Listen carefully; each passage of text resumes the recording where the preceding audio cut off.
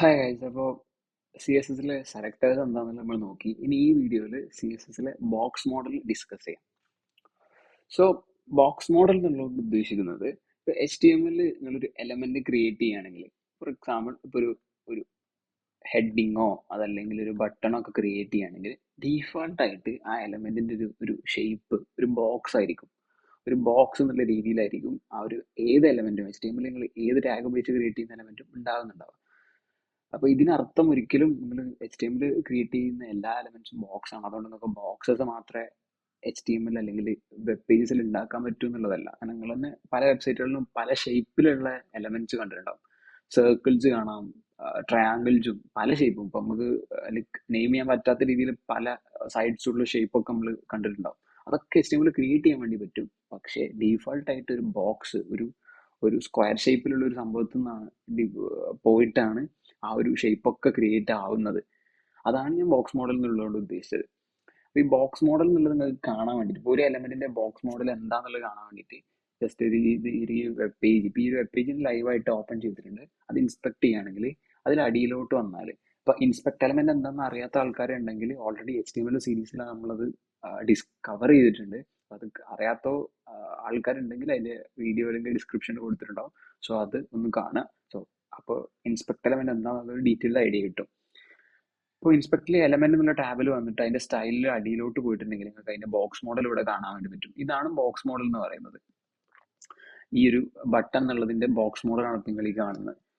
So ഒരു box മോഡലിൽ ഈ കാണുന്ന പോലെ തന്നെ ബോക്സ് മോഡലിന്റെ ഉള്ളിലും കുറച്ചധികം പ്രോപ്പർട്ടീസ് ഉണ്ട്. അത് പല കാര്യങ്ങൾക്ക് വേണ്ടി യൂസ് ചെയ്യുന്ന പ്രോപ്പർട്ടീസ് ആണ്. അപ്പോൾ അത് എന്താന്നുള്ളത് ഇനി ഓരോന്നായിട്ട് നോക്കാം. ഫസ്റ്റ് ആയിട്ട് അതിൽ വരുന്നത് മാർജിൻ എന്നുള്ളതാണ്. മാർജിൻ എന്ന് പറയുന്നത് ഇപ്പോൾ ഈ ഒരു ബട്ടന്റെ കേസ് എടുക്കുകയാണെങ്കിൽ ഈ ബട്ടണും അതിന് പുറത്തുള്ള വേറെ എലമെന്റ്സും, ബട്ടൺ മാത്രമല്ല ചില വെബ്സൈറ്റുകളിൽ ബട്ടണിന്റെ അപ്പുറത്ത് വേറെ ഡിവ് വരാം, അല്ലെങ്കിൽ വേറെ ടെക്സ്റ്റ് വരാം. ഇങ്ങനെയൊക്കെ വരുന്ന സമയത്ത് ഈ ബട്ടണും ആ ഒരു ടെക്സ്റ്റും തമ്മിലുള്ള സ്പേസിങ് കുറച്ച് കൂട്ടണം. അങ്ങനത്തെ ഒരു ആവശ്യം വരുന്ന സമയത്ത് നമ്മൾ യൂസ് ചെയ്യുന്ന പ്രോപ്പർട്ടിയാണ് മാർജിൻ എന്ന് പറയുന്നത്. ഈ ഒരു എലമെന്റിന്റെ പുറത്തുള്ള എലമെന്റ്സുമായിട്ടുള്ള സ്പേസിങ് അഡ്ജസ്റ്റ് ചെയ്യാൻ വേണ്ടിയിട്ട് യൂസ് ചെയ്യുന്ന പ്രോപ്പർട്ടിയാണ് മാർജിൻ എന്ന് പറയുന്നത്. ഇനി അതിന് ശേഷമുള്ളതാണ് ബോർഡർ. ബോർഡർ എന്ന് പറയുന്നത് അത് ഡിഫൈൻ ചെയ്യുന്ന പോലെ തന്നെ അതിന്റെ ത്രൂ ഔട്ടുള്ള ഒരു സെപ്പറേഷൻ, ഒരു ഔട്ട്ലൈൻ ഒക്കെ കൊടുക്കാൻ. ഇപ്പൊ ഇതിന്റെ കേസിൽ നമ്മൾ ഒരു ബ്ലാക്ക് ബോർഡർ ഇതിന് കൊടുത്തിട്ടുണ്ട്. ഡീഫോൾട്ടായിട്ട് ബട്ടണിലുള്ള ഒരു ബോർഡർ ആണത്. ഇനി നെക്സ്റ്റ് ആയിട്ട് വരിക ഔട്ട്ലൈൻ എന്നുള്ളത്. അപ്പൊ ഈ ബോർഡറിന്റെ പുറത്തുള്ള ഒരു സാധനമാണ് ഔട്ട്ലൈൻ എന്ന് പറയുന്നത്. ബോർഡറിന്റെ സെയിം ഫംഗ്ഷൻസും സാധനങ്ങളൊക്കെ തന്നെയാണ് അതിനുള്ളത്. ബോർഡറിനെ പോലെ തന്നെ അതിന്റെ ത്രൂ ഔട്ട് ഒരു ഔട്ട്ലൈൻ, നമ്മളെ കണ്ടന്റിന്റെ ത്രൂ ഔട്ട് ഒരു ഔട്ട്ലൈൻ, ഒരു സെപ്പറേഷൻ വെക്കാൻ വേണ്ടി യൂസ് ചെയ്യുന്നതാണ് ബോർഡർ ആയാലും ഔട്ട്ലൈൻ ആയാലും. പക്ഷെ കൂടുതലായിട്ട് നമ്മൾ യൂസ് ചെയ്യാറ് ബോർഡർ ആണ്. ഔട്ട്ലൈൻ യൂസ് ചെയ്യുന്ന സാഹചര്യം വളരെ കുറവാണ്. പിന്നെ വരുന്നത് പാഡിങ് എന്നുള്ളതാണ്. അപ്പൊ ഈ പാഡിങ്ങും മാർജിനും ആണ് പലപ്പോഴും നമുക്ക് ഡൗട്ട് ഉണ്ടാവാറ്. ഈ പാഡിങ്ങും മാർജിനും തമ്മിലുള്ള ഡിഫറൻസ് എന്ന് വെച്ചാൽ, പാഡിങ് എന്ന് പറയുന്നത് ഈ ഒരു ബോർഡറിന്റെയും ആ ഒരു എലമെന്റിന്റെ ഉള്ളിലുള്ള കണ്ടന്റും തമ്മിലുള്ള സ്പേസിങ് അഡ്ജസ്റ്റ് ചെയ്യാൻ വേണ്ടി യൂസ് ചെയ്യുന്നതാണ് പാഡിങ് എന്ന് പറയുന്നത്. ബോർഡർ എന്ന് പറയുന്നത് ആ ഒരു എലമെന്റും അതിന്റെ പുറത്തുള്ള മറ്റ് എലമെന്റ്സും, അതിന്റെ ഉള്ളിലുള്ള അല്ലാത്ത അതിന്റെ പുറത്തുള്ള മറ്റു എലമെന്റ്സും തമ്മിലുള്ള സ്പേസ് അഡ്ജസ്റ്റ് ചെയ്യാൻ വേണ്ടിയാണ് മാർജിൻ യൂസ് ചെയ്യുക. ആ ഒരു എലമെന്റും അതിന്റെ ബോർഡറും അതിന്റെ ഉള്ളിലുള്ള കണ്ടന്റും തമ്മിലുള്ള സ്പേസ് അഡ്ജസ്റ്റ് ചെയ്യാൻ വേണ്ടിയാണ് പാഡിങ് യൂസ് ചെയ്യുക. ഇതാണ് പാഡിങ്ങും മാർജിനും തമ്മിലുള്ള ഡിഫറൻസ്. അപ്പൊ ഇത്രയും ഒരു സ്പേസിങ്, ഒരു സ്റ്റേജസ് ആയിട്ടാണ് ഒരു ബോക്സ് മോഡൽ ഉണ്ടാവുക. അതിന്റെ ഉള്ളിലായിട്ടാണ് കണ്ടന്റ് ഉണ്ടാവുക. അപ്പൊ ഇതിൽ ബ്ലൂ കളറിൽ കാണുന്ന കണ്ടന്റ്, ഗ്രീൻ കളറിൽ പാഡിങ്, ബോർഡർ, മാർജിൻ, ഇത്രയും പ്രോപ്പർട്ടീസ് ആണ് വരുന്നുണ്ടാവുക. അപ്പൊ ഇതിനി എങ്ങനെയാണ് CSS വെച്ചിട്ട് നമ്മൾ ഇതിന്റെ പ്രോപ്പർട്ടീസ് അഡ്ജസ്റ്റ് ചെയ്യാന്നുള്ളത്.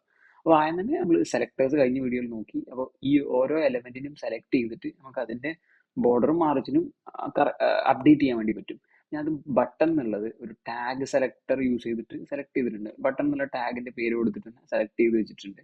അല്ലെങ്കിൽ ക്ലാസ് സെലക്ടേഴ്സോ ID സെലക്ടേഴ്സ് ഒക്കെ യൂസ് ചെയ്യാം. അപ്പൊ ഇതിൽ ഞാനിപ്പോ പാഡിങ് കൊടുത്തിട്ടുണ്ട്. പാഡിങ് 10 പിക്സൽ എന്ന് പറഞ്ഞിട്ട് ഇതിൽ ആഡ് ചെയ്ത് വെച്ചിട്ടുണ്ട്. ഇപ്പോൾ ഇതിനെ പിക്ക് ചെയ്യുകയാണെങ്കിൽ ഇതിന്റെ പാഡിങ് ഇവിടെ കൊടുത്തിട്ടുണ്ട്. നെക്സ്റ്റ് മാർജിൻ ഞാൻ 0-10 പിക്സൽ എന്ന് കൊടുത്തിട്ടുണ്ട്. അപ്പൊ ഇത് കാണുമ്പോൾ നിങ്ങൾക്ക് മനസ്സിലാവും രണ്ട് രീതിയിലാണ് ഇതിന്റെ സൈസിങ് വാല്യൂസ് കൊടുത്തിട്ടുള്ളത്. അപ്പൊ ഈ പാഡിങ്ങും മാർജിനും കൊടുക്കുന്ന സമയത്ത് നിങ്ങൾക്ക് പല രീതിയിലും പാഡിങ്ങും മാർജിനും ഡിഫൈൻ ചെയ്യാം. ഫസ്റ്റത്തെ ഒരു വേ ഇതേപോലെ ഇപ്പൊ എല്ലാ സൈഡിലെയും പാഡിങ്ങോ അല്ലെങ്കിൽ മാർജിനോ നിങ്ങൾക്ക് കൊടുക്കണം എന്നുണ്ടെങ്കിൽ പാഡിങ് കൊടുത്തിട്ട് കോളൻ ഇട്ടിട്ട് അതിന്റെ വാല്യൂ കൊടുക്കാം എത്രയെന്നുള്ളത്, എത്ര പാഡിങ് ആണ് നിങ്ങൾക്ക് വേണ്ടതെന്ന് വെച്ചിട്ടുണ്ടെങ്കിൽ. നെക്സ്റ്റ് അപ്രോച്ച് നിങ്ങൾക്ക് ചിലപ്പം എക്സ് ഡയറക്ഷനിൽ ഇപ്പോൾ ടോപ്പിലും ബോട്ടവും മേളും അടിയിലുള്ള സ്പേസിങ് ഒരു വാല്യൂ, അതേപോലെ അതിൻ്റെ ലെഫ്റ്റ് റൈറ്റും ഇടതും വലതുമുള്ള സ്പേസിങ് ഒരു വാല്യൂ കൊടുക്കണമെന്നുണ്ടെങ്കിൽ അത് കൊടുക്കുന്ന പ്രോപ്പർട്ടി എന്ന് പറഞ്ഞു കഴിഞ്ഞാൽ ഇപ്പോൾ പാഡിങ് ഞാൻ ഇപ്പോൾ 10 പിക്സൽ എനിക്ക് ടോപ്പിലും ബോട്ടം വരണം, 15 പിക്സൽ ലെഫ്റ്റ് റൈറ്റ് വരണം, അങ്ങനെ കൊടുക്കാനുള്ളൊരു വേണം ഇത് സ്പേസ് ഇട്ടിട്ട് കൊടുക്കുക. അപ്പോൾ ഇതിൻ്റെ ഫസ്റ്റത്തെ വാല്യൂ ടോപ്പും ബോട്ടവും പോവും, സെക്കൻഡത്തെ വാല്യൂ ലെഫ്റ്റ് റൈറ്റും പോവും. ഇനി നെക്സ്റ്റ് ഉള്ള ഒരു വഴി നിങ്ങൾക്ക് ഓരോരോ സൈഡും കൊടുക്കണം. അപ്പോൾ പാഡിങ് ലെഫ്റ്റ് പാഡിങ് റൈറ്റ് അങ്ങനെ കൊടുക്കണമെങ്കിൽ പാഡിങ് ലെഫ്റ്റ് എന്നിട്ട് അങ്ങനെ ഡിഫൈൻ ചെയ്യാം 20 പിക്സൽ അങ്ങനെ ഡിഫൈൻ ചെയ്ത് പോവാം. അതൊരു ഓപ്ഷനാണ്. പാഡിങ് റൈറ്റും പാഡിങ് ബോട്ടും പാഡിങ് ടോപ്പും ഒക്കെ ഉണ്ട്. പിന്നെ ഇതിന്റെ ഇപ്പൊ ഈ ഫസ്റ്റ് പറഞ്ഞ പാഡിങ് എന്ന് പറഞ്ഞിട്ട് നമ്മൾ രണ്ട് സൈഡ് കൊടുത്തതിന് ഷോർട്ട് ഹാൻഡ് എന്നാ പറയാം. ഈ ലെഫ്റ്റ് ആയിട്ട് കൊടുക്കുന്നതിന് പകരം അതിന് ഷോർട്ട് ഹാൻഡ് ആയിട്ട് കൊടുക്കുന്നതിനാണ് ഇങ്ങനെ ഒരു കൊടുക്കുന്നതിന് പറയുന്ന പേരാണ് ഷോർട്ട് ഹാൻഡ് പ്രോപ്പർട്ടി എന്ന്. ഇനി നെക്സ്റ്റ് കേസ് നിങ്ങൾക്ക് ഓരോ സൈഡിലും സെപ്പറേറ്റ് വാല്യൂ കൊടുക്കാനുള്ളത്. പക്ഷേ അതിങ്ങനെ padding left padding right padding bottom എന്നാണ് കൊടുക്കാൻ നിങ്ങൾക്ക് താല്പര്യം ഇല്ലെങ്കിൽ അതിനൊരു ഷോർട്ട് ഹാൻഡ് വേ ഉണ്ട്. അതാണ് ഇപ്പോൾ പാഡിങ് ഞാൻ കൊടുത്തു, എന്നിട്ട് 10 pixel top, 20 pixel right, 5 pixel bottom, 3 pixel left, ഇത്രയും പ്രോപ്പർട്ടി. അപ്പോൾ ഇത് കൊടുത്തു കണ്ടത് നിങ്ങൾക്ക് മനസ്സിലാക്കാം. ഇത് ഫസ്റ്റത്തെ ഇത് ഇങ്ങനെ ഈ പ്രോപ്പർട്ടീസ് അപ്ലൈ ആവുക. ഇത് സ്പേസ് ഇട്ടാണോ കൊടുക്കുക, നിങ്ങൾ CSS ആഡ് ചെയ്യുന്ന സമയത്ത് സ്പേസ് ഇട്ട് കൊടുത്താൽ മതി പാഡിങ് എന്ന് പറഞ്ഞിട്ട്.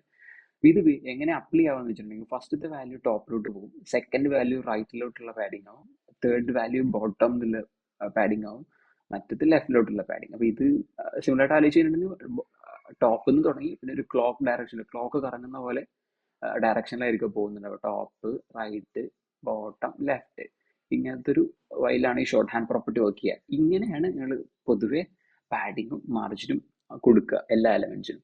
സോ ഇത്രയാണ് ബോക്സ് മോഡലിലെ പ്രോപ്പർട്ടീസ് ആയിട്ട് പറയാനുള്ളത്. ഈ പാഡിങ് ബോർഡർ മാർജിനും പാഡിങ്ങും ഇതേ സെയിം ഒരു രീതിയിലാണ് ഇതിന്റെ സൈസിങ്ങും കാര്യങ്ങളൊക്കെ വർക്ക് ചെയ്യുക.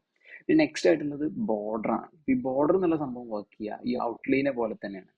ബോർഡർ എന്നുള്ളത് കൊടുക്കുന്ന സമയത്ത് ഫസ്റ്റ് ബോർഡർ എന്നുള്ളത് കൊടുക്കും, എന്നിട്ട് ബോർഡറിന്റെ വിഡ്ത്ത് ആദ്യം കൊടുക്കും.